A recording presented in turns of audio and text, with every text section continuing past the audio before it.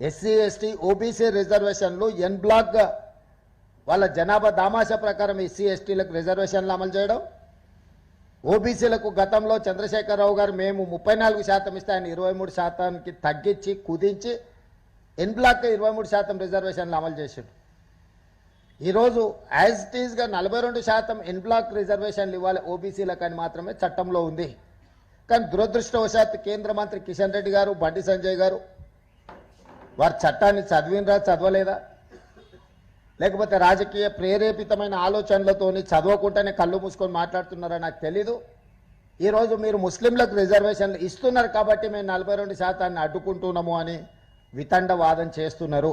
అందుకే నేను సూటిగా అడిగిన, 2017లో రాజస్థాన్ నుంచి ఒక అబ్దుల్ సత్తార్ అని యూపీఎస్సీలో ఒక వెనుకబడిన ముస్లిం జాతి అయిన ఓబీసీ రిజర్వేషన్లో ఐఏఎస్ సాధించిండు.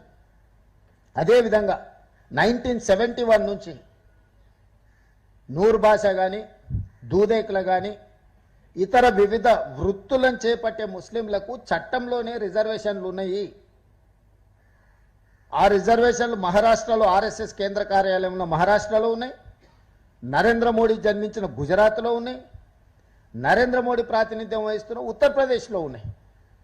మీ రాష్ట్ర ప్రభుత్వాలు ఉండి, మీరే కేంద్రంలో ఉండి, మీరు మహారాష్ట్రలో ఓబీసీ రిజర్వేషన్లలో ముస్లింలకు అనుమతిస్తారు, గుజరాత్లో ఓబీసీ రిజర్వేషన్లలో ముస్లింలకు అనుమతిస్తారు, ఉత్తరప్రదేశ్ ఓబీసీ రిజర్వేషన్లలో ముస్లింలకు అనుమతిస్తారు.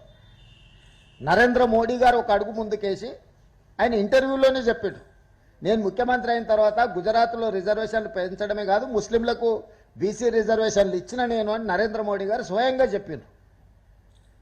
ఇంత స్పష్టంగా వెనుకబాటు ప్రాతిపదికన సామాజిక ఆర్థిక వెనుకబాటు ఆధారంగా రిజర్వేషన్లు నిర్ణయింపబడతాయి.